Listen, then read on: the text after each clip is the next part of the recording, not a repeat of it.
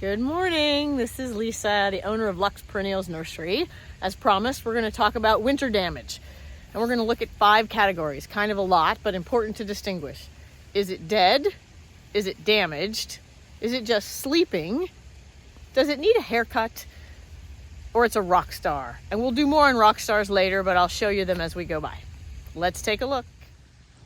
Okay, let's look around here and let's start with a few that you might think are dead or you're just not sure. So this guy right here is a penstemon. Nothing is going on. However, when I just look across here at the other 2 penstemon, there's one and there's another, and see all this little foliage? It's just coming out. It's so early. Too soon to say whether it's dead. It's probably just been sleeping, and now they're starting to wake up. Give them time. There are a number of plants that may look like they're doing nothing, but just remember, even though the weather's beautiful, it's still mid-April in Oregon, it's cold. These are fuchsias. Don't give up. Some of my fuchsias have started to leaf out a bit, and some haven't yet. It's too soon to know if they will leaf out or if I lost them over the winter. This shrub is a hebe. I love it. It's so beautiful with its little evergreen tiny leaves. It's been in the back for 13 years. Is it dead or is it damaged? Well, if you zoom out, you can certainly see it's damaged. It should be evergreen. It's lost a lot of leaves. And then look at this one, just turning black. It's possible it will recover.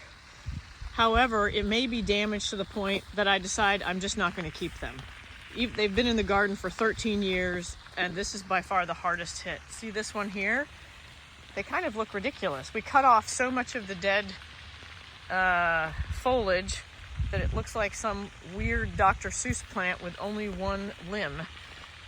So this is a decision to make. You can decide to try to save it. There's clearly some green on the plant, but it's a tough recovery. For a hebe, this guy actually has some growth from the base, so we may just cut it completely down and see what happens. But hebes were hit really hard with this winter storm. I've heard from a lot of people who lost theirs. Alrighty, let's talk for a minute about perennials that are evergreen, so they stay green through the winter. Sometimes they can look really terrible. I've already talked to you about my best-selling plant, this geum. It looked pretty terrible in February, March. It had a lot of brown leaves, but it just needed a haircut. We cut it in half, and look at it now, mid-April, and look at all these buds and what sweet flowers they have.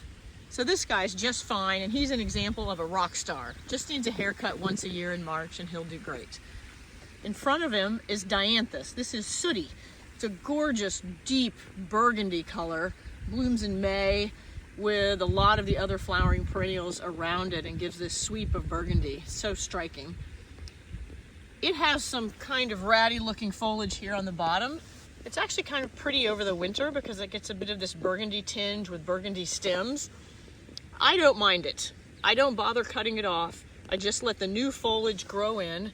It almost stays evergreen through the winter. So I just let it grow through and just wait it out, and it will be just beautiful. It'll be fully covering this area within a few weeks.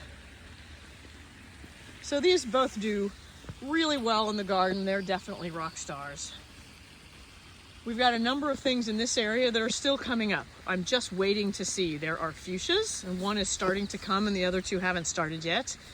There are some salvias, some of the big salvias, like Amistad and indigo spires, gorgeous spires of dark purple that are 4 to 5 feet tall. I love them, but they can be tender, and this last winter may have taken them out, but it's much too early to tell, and I'll just wait. So this grass here is called sweet flag, and it doesn't look too good, does it? It's got all these brown tips on it, but the thing is, it's a variegated evergreen grass, and it always gets this way in the winter. So just like the geum, totally tangerine with the orange flowers over there, it just needs a haircut. We haven't done it yet, but we'll just cut it down by half and let all the fresh growth come through. There's a couple of good examples in this bed. So 2 plants I love for their early flowering are Centranthus rubor. That's this beautiful green one right here, making those flower buds.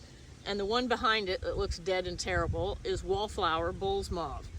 The wallflowers really suffered. They bloom profusely all year long. I love them, but you can lose them over the winter. And they're a tough one to overwinter sometimes, especially with the hard winter we had.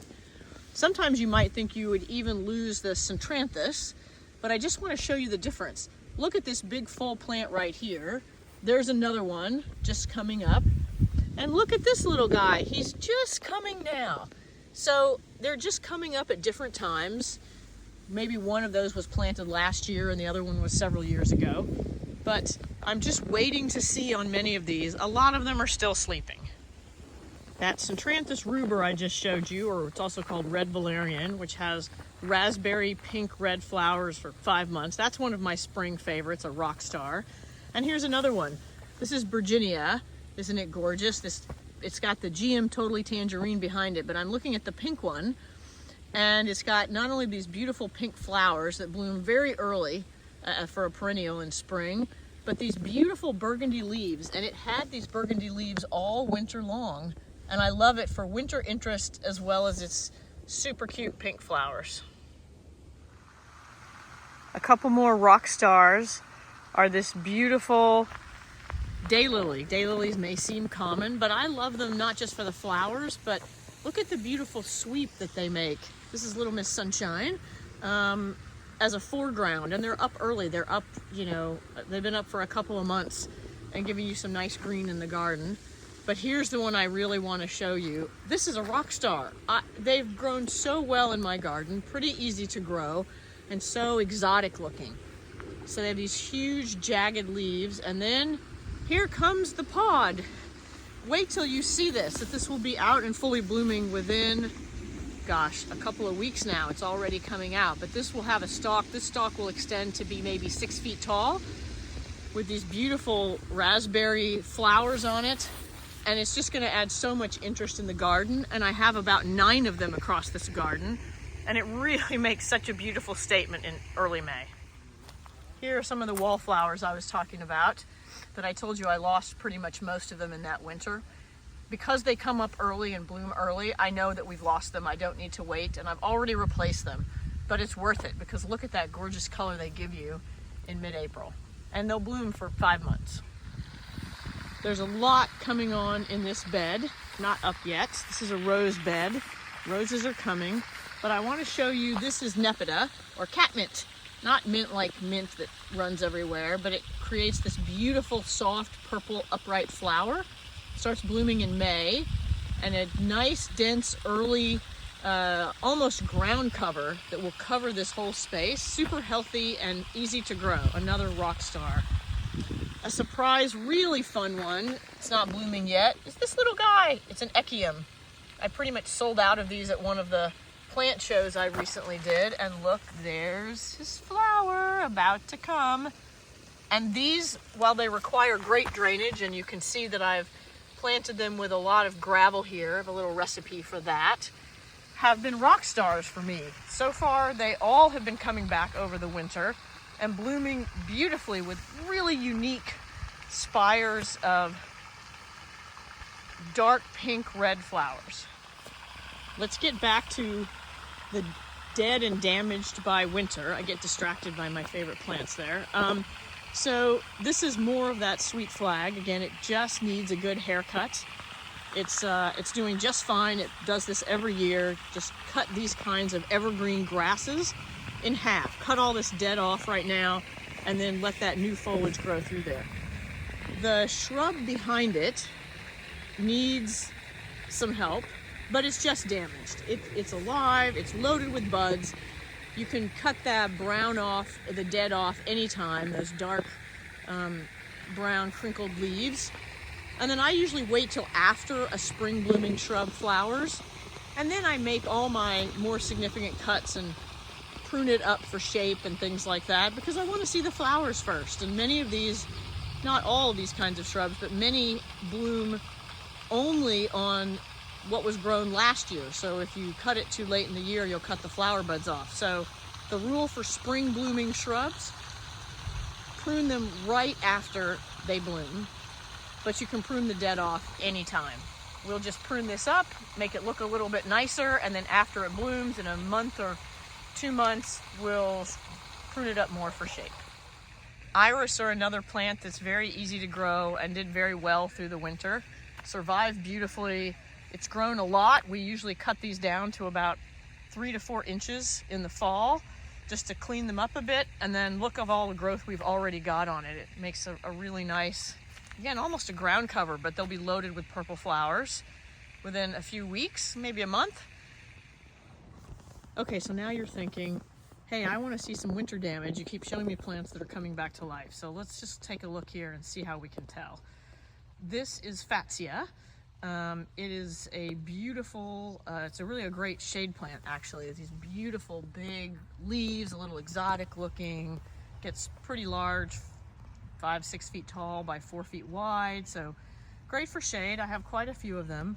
So this one looks like it's got damage on the top, but the bottom part is growing okay. But hey, here's several of them here and they all look pretty terrible. How about this one? Surely this one is dead. How do you know? Should I just take it out? So let me show you something. Take your trusty pruners, and I'm gonna look at this branch. You're like, oh yeah, Lisa, I know, that one's dead for sure. And I'm gonna scrape a little bit away. Okay, it's hard to hold the camera and do this same time. Can you see that? Woohoo, it's green. So it's very much alive. I'm probably going to cut it somewhere up here and get rid of this dead part. It's gonna freeze tonight. Plus I don't have time, I'm gonna wait a couple days, but you can also see that this green is coming right here. And it's got a lot of dead leaves. So, I'm just gonna get this thing all cleaned up. I'm gonna cut off some of the tops of this, but I can scrape it and see that it's actually not dead, it's damaged. It's clearly been heavily damaged by the winter. I've never seen them get damaged quite this bad. But I think it's gonna make it, and I'm certainly gonna try. I love that plant. Okay, let's look at another that is almost certainly dead, and let's think about it. Here we go. This is California lilac. Look at the size of those. They line the pathway to the backyard. There are maybe 10 of them. They've been in the garden for 13 years, the whole time we've been here. And they were definitely hit hard in the winter with the ice and the cold and that kind of thing. And I know of a lot of other people who've lost their California lilacs. And again, I'm just gonna do some scraping here and we're gonna see. So maybe that's hard to tell. It's a little bit yellow-brown. Sometimes, by the way, when I scrape different kinds of plants back, I don't see the green, but I know the plant's alive. So sometimes it doesn't work, but usually this is a great trick to work. And here we go. I've scraped it back. Can you see the green? See the green there? I know it's a bit hard to see with this, but you can see parts of green in there. Yeah. So it's alive. And I can tell you from experience, because I've had this happen before with these California lilacs, they look completely dead. I check, they're not. They're gonna look like this for months. And then by August, it takes them a long time, they're completely green. So they'll recover. But I have a decision to make. And my husband's already given his opinion. He says, I hate when they look black for the entire summer. It's not worth it. Let's just take them out. And we might.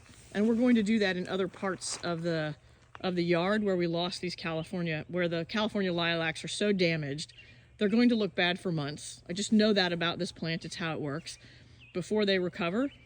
And we're just going to put something else there. We'll see if we do it for this area, but likely at some point, we're just going to take them out. 12 degrees is too cold for them. Here are more of the hebes in the front. So clearly they're damaged. Looks like quite a bit of it's alive. And the real question is, will it completely recover or not? And it's a hard question to answer. Some parts of this plant actually, several weeks ago, it seemed worse off. So it seems like it's starting to get some growth there, but it's a bit hard to tell. This is another example of, should you wait? Do you like the plant? Do you want to keep it? In this case, I have so much else going on in the garden, I'm just going to wait and see if it recovers. If it doesn't recover in the next month or two, we'll take it out. So all in all, for my garden, as it turns out, there are some things that we lost, like the wallflowers. They just didn't do well. Here's more of them replanted. But many things did quite well and are a surprising success. If you come out and see the garden, you can take a look, walk around. You'll see that if it's up and going this early in the season, that plant did quite well. The dianthus right here did quite well. The geums we talked about, the Virginia with its cute pink flowers. Of course, there's a lot of bulbs blooming at the moment, and camellias and spring trees. But the real summary of this is I'm going to do an evaluation of my garden, and if the plant is damaged, even if it's not dead, if it's damaged and it seems like it's going to take a long time to recover and I'm going to struggle with it every single year, then I'm just going to replace it with plants that are much stronger and hardier and just do better. Look at this color combination right here. This is Weigela. It's a little shrub. It'll have hot pink flowers on it, and so by the time those pink tulips fade, that little burgundy shrub will take over with its hot pink flowers. Okay, I'm very distracted by color, I know, but hope to see you out in the garden. Come and take a look at the plants that you can have great success with. Replace some of those winter damaged plants in your garden and have a beautiful color-filled spring and summer.